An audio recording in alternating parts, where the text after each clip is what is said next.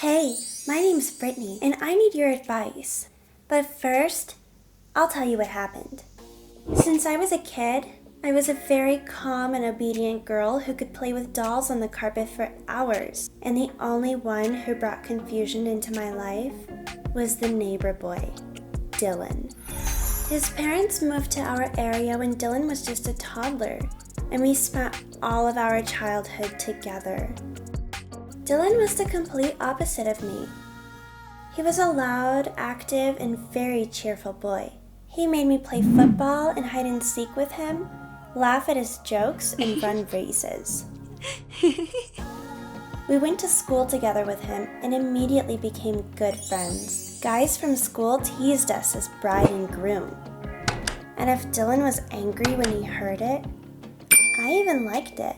In high school, Dylan began to play in the football section, and his irrepressible energy and mobility were very useful to him. He soon became the captain of the school football team, and of course, a very popular guy at school. By the end of high school, he became manly. His body, thanks to loads of sports, became very beautiful. And of course, other girls began to pay attention to him. All this time, I was just an ordinary schoolgirl with good grades. I sat at the desk in the back and nobody really paid attention to me. But I didn't care. The main thing is that we continued to communicate with Dylan. He often came to my house and we did homework together.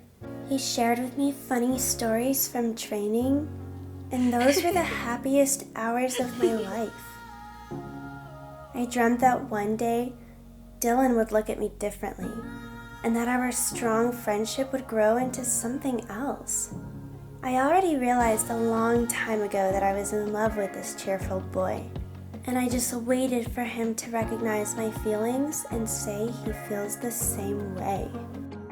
In high school, Dylan became a real star. His football team constantly won prizes in local competitions and even went to the state championship. And Dylan, as the captain of the team, collected all the laurels. But the increased attention of others had a bad effect on him. He became arrogant and very self-confident. And one day, when we usually saw each other in the morning at school, and I greeted him with a smile, Dylan simply looked away. At first, I thought I was imagining it, and during lunch in the dining room, I went up to him again and nodded, trying to speak. But Dylan turned his back on me and walked out into the corridor. I understood everything. He doesn't need me anymore. I'm a gray mouse, with which it is simply not prestigious to be friends with, for such a star as Dylan. No, I'm not a beauty, not a model, not with long luxurious hair and extended sharp nails, like most of the girls from high school, but we were friends from the cradle, and now he's ignoring me? So mean. After this incident, I did not want to go to school. I spent almost a week at home. I had no appetite. I laid in bed, watched TV, and ate tons of ice cream. I felt sorry for myself. Dylan didn't call or text, so our friendship was over. One evening, there was a knock on my door. It was Nancy, my friend from school, just same boring gray mouse as me.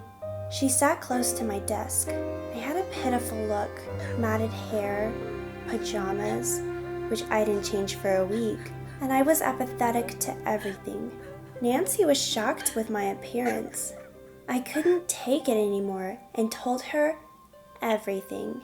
I told her about Dylan and about our friendship from the cradle and about my feelings for him. Nancy thought for a moment and then came up with a brilliant plan. How to get revenge on Dylan and get his attention. "The first thing you must do," she said, "is to get yourself in order. Tomorrow you will go to the hairdresser and get a manicure." I tried to say no to this. "I don't want to hear anything." "Then You switch to a healthy, balanced diet and exercise every day. I opened my mouth in surprise. Nancy, what are you thinking? In 2 weeks, you will simply be unrecognizable. We'll create a new Brittany that not only Dylan, but all of the high school students of our school will want to meet. And so, my transformation began. First, I had a beautiful hairstyling and a bright manicure. Already, these small changes helped me feel more confident. Well, with food, it was more difficult. I had to forget about ice cream and various sweets. I mainly only ate vegetables and meat, and this helped me to quickly get into shape. And thanks to exercise, my body now looked noticeably fit. And 2 weeks later, an unfamiliar but very beautiful girl looked at me from the mirror. Nancy was pleased to see how I had changed. Now, she has begun to implement the second part of the plan. She created an Insta account for me, choosing the mysterious name Estelle. Took several pictures of me in various provocative poses, but so that my face was not visible, and published them on the page. Then, together with her, we found the accounts of my classmates, Dylan, and subscribed to them. A few minutes later, I saw the first likes, and they were from Dylan. He wrote to me in direct. "Hello, baby. You're so beautiful. I didn't see you at our school." I plucked the courage to answer him boldly. "Hi, handsome. See you soon. I'm moving to your school next week." "I can't wait, beauty. Maybe we'll see each other before?" No way, my thought was. The game is just getting started. So torment yourself now, Dylan. I decided not to answer him. But in the evening, he wrote again. Like, "I realize you're not an easy girl, but I want to talk to you, blah, blah, blah." I sent him a winking emoticon in response. He asked for my photo. After all, the account had photos without a face. But I replied that he would soon see me live. And you definitely won't be disappointed. I was in shock. I didn't think I could talk to guys like that, but it was fun. I was texting with Dylan all weekend. We texted until late at night. He told me about football, and I answered that I was a fan of this sport. I also love watching horror movies and reading manga. Dylan was shocked. He was also a big fan of horror and Japanese comics, but he didn't get one thing, that I created this girl, Estelle, the way he would like to see her, his ideal. That she is a fictional character, and that soon, Estelle will teach him a bitter lesson. All Sunday, Dylan pestered me about what I would wear.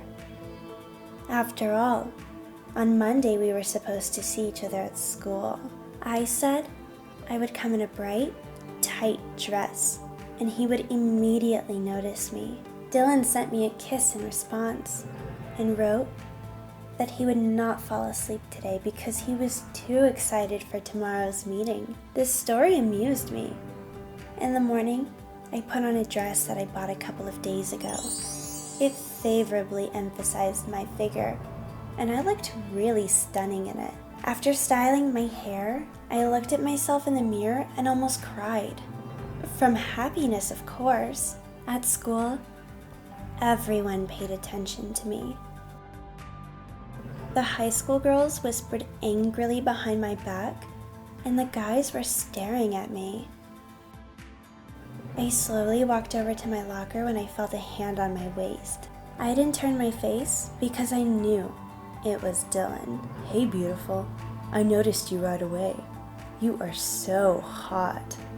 But why did you go to Brittany's locker? I don't understand." Then I turned to him, and Dylan was speechless. "Because I am Brittany." I said it loud enough.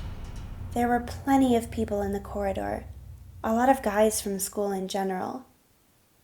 Everybody looked at us with open mouths, and I got more air into my lungs and continued to speak. "Yes, Dylan, It's me.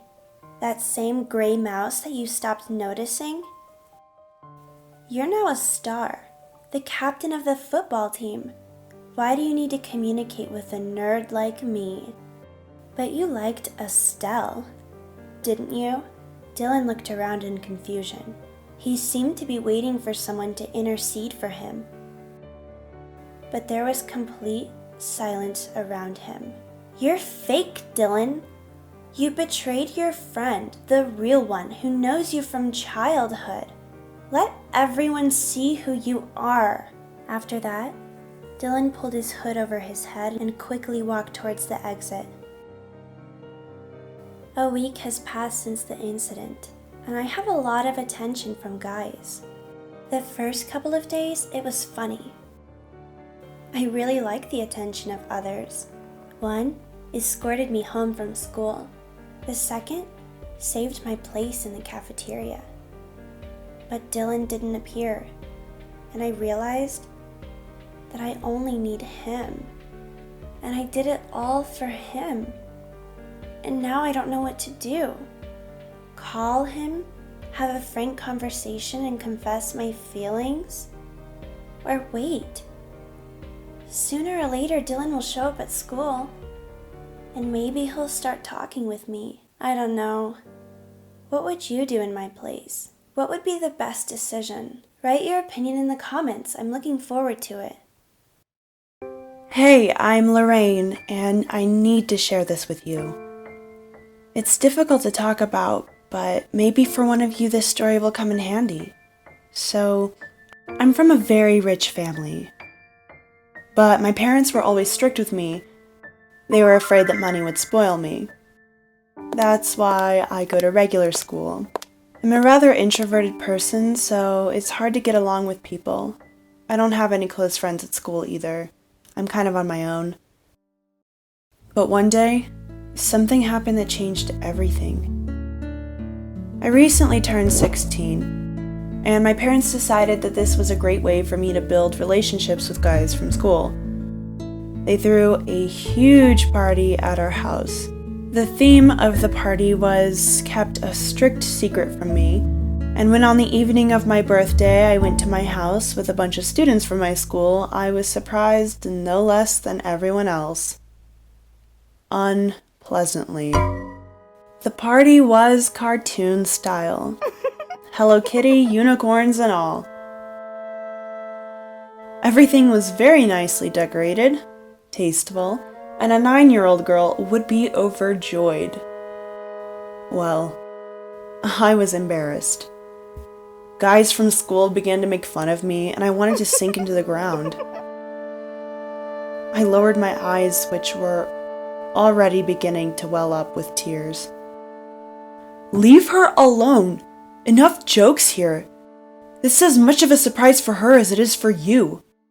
At first I didn't understand that these words were spoken in my defense, but suddenly everyone was silent. And looking up, I saw a tall, handsome guy who was staring at me intently. Oh, I knew him. It was Ethan. He recently came to our school, but his intelligence and charm helped him immediately become a leader. He came up to me, took my hand, and whispered softly, "Turn on the music. Let's have fun. After all, today's your birthday." And the party was a success, and that was the beginning of my relationship with Ethan. He confessed to me that he also came from a wealthy family, and that his parents hold the same views as mine. Ethan and I had so much in common, and I didn't even believe it was true. We dated for 2 weeks and everything was great. Until one day, on break, I saw him kissing another girl. I felt awful. I ran home and wrote to him that he was a traitor since he kissed another girl from school, and even in front of everyone. All evening, I ignored his messages and calls. The next day, which was Saturday, I was awakened by a persistent ringing at the door. My parents were still asleep. I went downstairs, opened the door, and saw Ethan. "I don't want to see you!" I screamed and tried to close the door. But Ethan was stronger than me, and I couldn't close the door. He held it tightly from the other side. "Let me explain everything to you," he asked. "I won't leave until you let me in." I reluctantly opened the door and looked at him questioningly. Like, how can you explain everything to me? Then Ethan moved a little away from the door, and another one appeared near him. "Ethan?" I stood bewildered. "Meet my brother Tony." The guy who was looking at me looked exactly like Ethan. Only his hair was a little lighter. I understood everything. It was him I saw with a girl. "Why didn't you tell me right away that you have a twin?" I exploded. Ethan laughed and hugged me. Tony was visually similar to Ethan, but in character they were nothing alike. Ethan was an explosive, cheerful guy, and Tony, on the contrary, was very thoughtful and rational. He had an impeccable sense of humor and was always a great listener. So, in addition to a gorgeous guy, I also had a best friend. His twin brother. We used to hang out a lot, and sometimes when Ethan was at the gym, I hung out with Tony. Everything was wonderful. Until prom. I dreamed of how I would come to the ball in a luxurious dress with Ethan holding my hand. We'd dance all night but in the evening, the day before the ball, there was a knock on the door and I ran to open it. On the threshold stood Tony. "Tony, did something happen?" I gestured for him to come in. Tony was pale and visibly nervous. We sat down on the sofa in the living room. "I need to tell you something, Lori. Or rather, confess." "Tony, you're scaring me." "But tomorrow's the prom and I want you to come to the prom with me, Lori." He grabbed my hands and whispered, "I have long wanted to confess to you. I fell in love with you, and Ethan, Tony, what are you doing here?" My mother stood on the threshold and heard everything. Seeing her made Tony even more nervous. "You'd better go, Tony." Mom looked at him coldly, and a little louder added, "Now!" After Tony left, my mother advised me not to communicate with him anymore, and focus on preparing for the prom. I trusted my mother, so I decided to cut off all contact with Tony. At the ball, Ethan and I looked luxurious. He was in a black tailcoat, I was in an evening gown. I was so happy. Everyone was dancing and having fun. Ethan and I were walking down the alley in the park where the ball was being held. Ethan ran for drinks while I waited for him near the tree. And then suddenly, from behind the bushes appeared Tony. He was in normal jeans and a t-shirt, and there was a huge bruise under his eye. "Tony, what are you doing here? What is this bruise from?" "Shut up, Lori. I don't have much time. Here is his cell phone. I stole it. Look, and you'll understand everything. It's unlocked." Tony handed me the cell phone and disappeared into the bushes. It was Ethan's phone. I recognized it. I looked in the phone, and suddenly he received a message from my mother. In the message, my mother asked how we were doing and if everything was going according to plan. According to plan? I shuddered. I saw that my mother often corresponded with Ethan. She asked how I was doing. I kept scrolling through the messages, and in one of the first, addressed to Ethan, my mother offered him $10,000 to start dating me. What? It became difficult for me to breathe. I reread the message again. "Where are you? I lost you." It was Ethan who came in with the drinks. When he saw the phone in my hands, his face changed. "Where did you get my phone? Was it him? Is he here? Oh, he'll get another bruise under his eye." Ethan was overfilled with anger. I'd never seen him like this, but I immediately decided to clarify everything. "So you agreed to date me for money?" Ethan swallowed and looked at me, pleadingly. Lori, it's not like that. I mean, yeah, your mother offered me money to date you and take you to prom. How could you, Ethan? I fell in love with you. My face was covered in tears. I couldn't speak. Ethan tried to hug me. Me too, Lori. You are a beautiful girl. And the more I got to know you, the more I realized that I really wanted to be with you. But your mom... Not another word, Ethan. I'm tired of this lie. I pushed Ethan and ran away.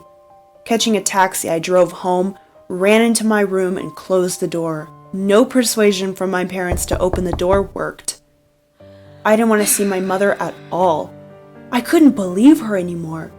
I didn't sleep all night and thought about what to do next. I finished school. College documents have been submitted. I had a fun and carefree summer ahead of me with Ethan, but now, early in the morning while everyone was sleeping, I quietly packed my bags with things. I decided that I needed to pause and move away from them all. I quietly went downstairs, opened the door, and head-on collided with Tony. What are you doing here this early? I've been sitting here all night, Lori. I'm really embarrassed. For Ethan. He's my brother and I don't feel comfortable that he wanted to do this to you. Money is not the main thing in our life, although without it, of course, it is sometimes difficult. Ethan and I are from a simple family, and the amount offered by your mother looked cosmic. But when I got to know you, I realized that this is not the way to treat you. You're a fantastic girl, Lori, and I fell in love with you. You can't do that to anyone, Tony.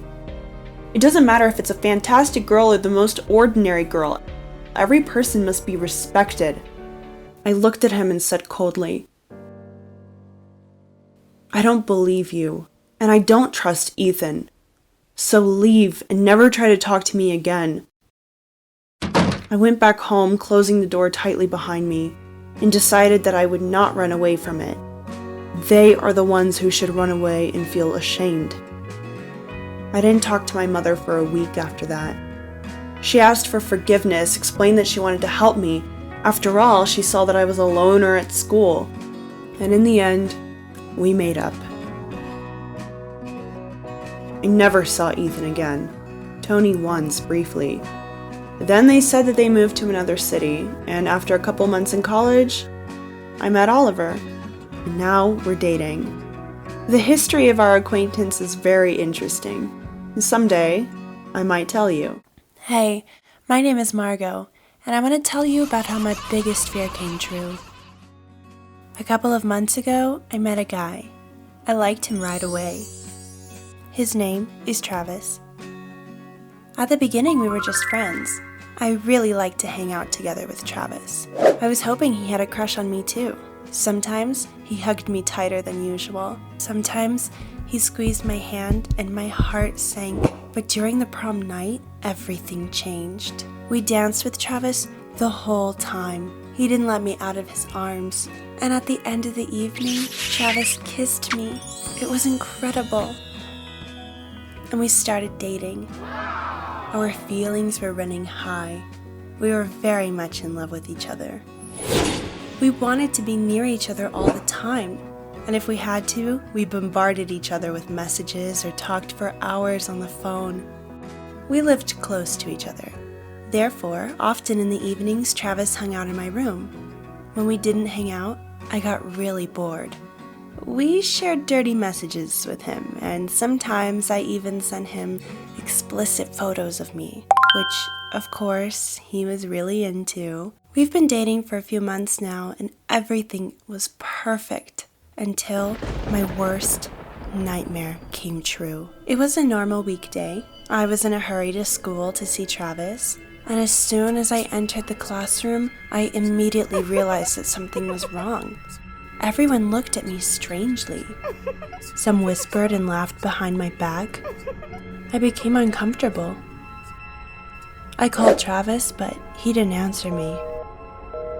Suddenly, Deborah came close to me. We have been at odds with her for a long time. I hated her because of her terrible attitude. Listen, Margot, don't take pictures like this again. They turned out to be really awful. My heart sank. What pictures? Deborah laughed out loud. I mean your nudes. They're just awful. I felt so bad. I understood everything. Tears welled up in my eyes. I felt terribly ashamed. I ran out of the classroom and hid in the women's restroom. I was calling Travis over and over, but in vain. He didn't answer. I was so offended. How could he do this to me? How could he show everyone my photos? Those photos were only for him alone. I got mad at Travis. After taking a few deep breaths, I calmed down a bit. I wiped tears and left the toilet. I decided to go home. On my way out of school, I ran into Travis. He had a worried face. He said he tried to call me for several hours, but my phone was out of range. I was furious. I yelled at him that he was a traitor and that I didn't ever want to see him again. And he tried to justify himself. He said guiltily, "Margot, my love, it's not like that. My phone was stolen. It's not me. I love you."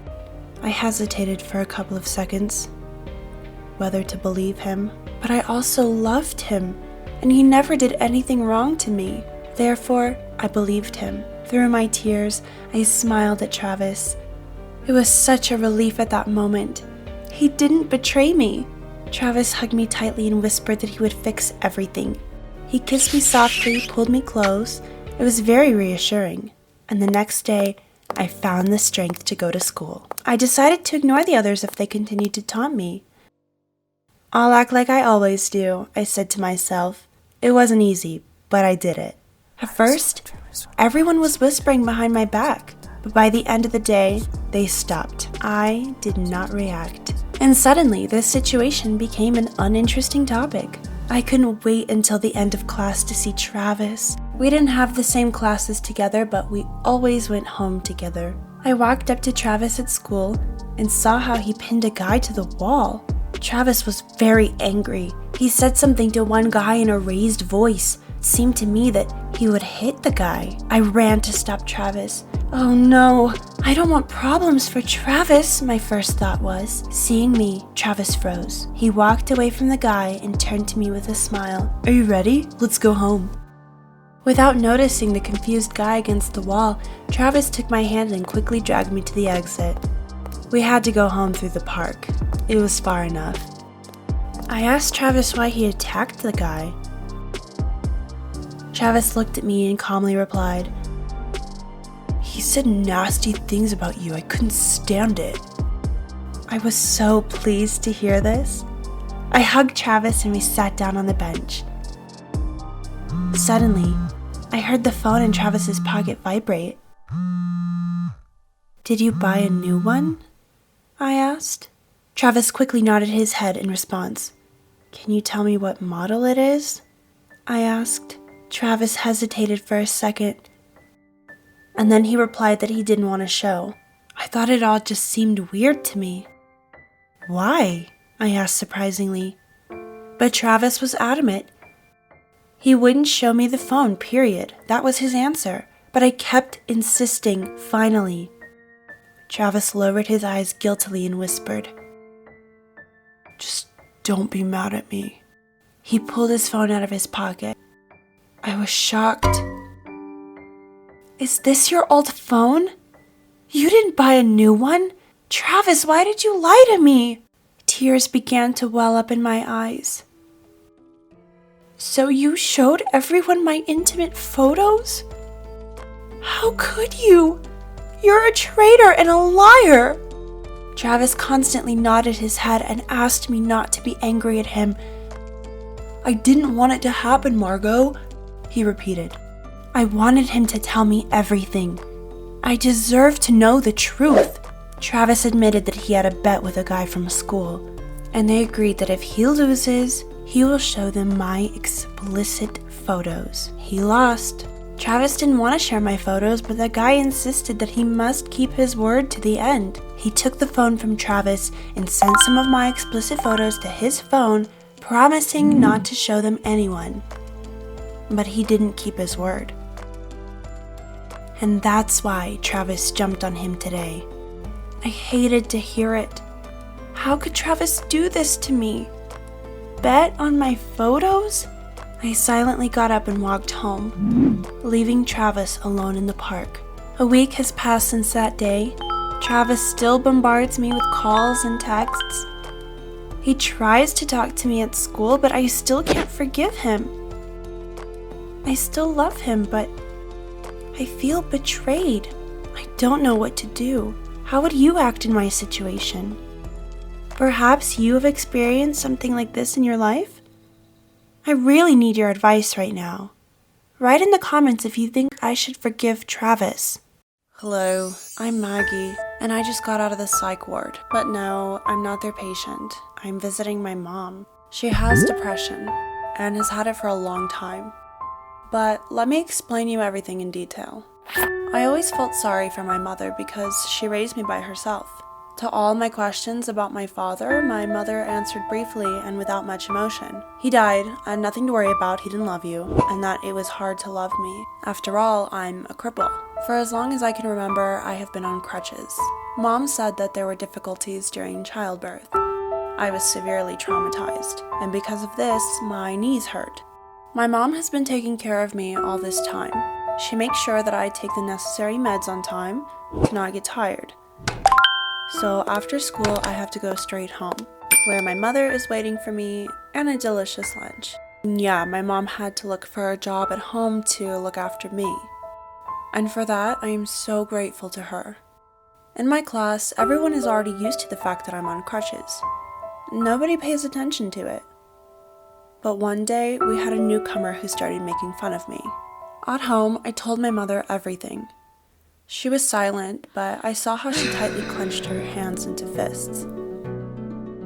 The next day, this guy came up to me before class and asked for forgiveness for his words.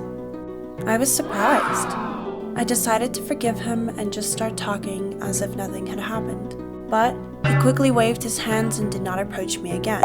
That same evening, my mother and I went to the grocery store. There were a lot of people, and one woman accidentally ran into me. I lost my balance and fell to the floor. The woman began to apologize and gave me her hand to help me up. But then my mother showed up. She pushed the woman away from me so that she almost fell herself. Mom grabbed her by the shoulder and whispered something in her ear. The woman turned pale and quickly left. A day later, the local news reported that a woman was missing, and on the screen appeared a photo of the same woman that I ran into at the store. Mom sat next to me and watched the news with a stone face. I couldn't stand it and asked if she was involved in this. Mom suddenly boiled up, jumped up from the sofa, and started yelling at me. She said that she worries about me, protects me, and all the people around me wish me harm. But she would never, ever let them bully me. I was shocked. I've never seen my mother like this. Her eyes were bloodshot, her hands were shaking. I even got scared. And then she just as abruptly calmed down. She looked at me with glassy eyes, stroked my head, and said that I should take my medicine and go to bed. When I was packing, I suddenly heard my mother was talking loudly, even cursing. I walked out into the corridor and quickly approached my mother's room, and I heard something that horrified me. Don't you dare tell me how to raise her. You are dead to her, and for me too. Do not call me anymore. I was thrown into a cold sweat. I understood who my mother was arguing with. It was my dad, and he didn't die. I didn't sleep at night. I snuck into my mother's bedroom and wrote down the phone number she called that evening. And in the morning, when I was walking to school, I dialed the operator to find out where this call came from. When I learned the coordinates, to my surprise, I found that Dad was 100 miles away from me. We were only 100 miles apart. Instead of school, I hurried to the bus station and went to the city that the operator named me. The navigator, when I entered the indicated coordinates, led me to a small service station. A handsome, tall man came out to greet me, and I immediately realized this was my father. Megan? He recognized me. I was so glad. A few minutes later, we were sitting in a nearby pizzeria, and he told me a story that made me feel uncomfortable. It turned out that he was looking forward to my birth, but something happened to my mother when she first took me in her arms. She was constantly afraid that something bad might happen to me. She refused help, argued with my father, and soon kicked him out of the house. Tried to argue with him, saying that it was not easy with me and that my mother could be understood. I didn't walk, but my father shook his head in denial. You ran, Megan. You rode a bike and jumped rope, I remember it well. All of a sudden, my knee started to hurt. I pulled out the medicine to drink, but my dad stopped me. He took the medicines and called his friend who's a pharmacist. Half an hour later, he examined the meds. He said that this is the strongest psychotropic drug, large doses of which lead to terrible pain in the joints. It turns out that my mother poisoned me, but why? I didn't have the strength anymore. I cried. Dad hugged me tightly and promised that he would never hurt me. We went home. I was very scared. I was afraid that when my mom sees my father, my mother would do something crazy. But Dad, knowing what to expect from her, called the police. They detained her. Then there was a trial, doctors' conclusions, and forced treatment in a mental hospital. I stayed with my father. I forgot about crutches and joint pain. Now I'm an ordinary girl who plays football with friends and just enjoys life. But my conscience still bothers me.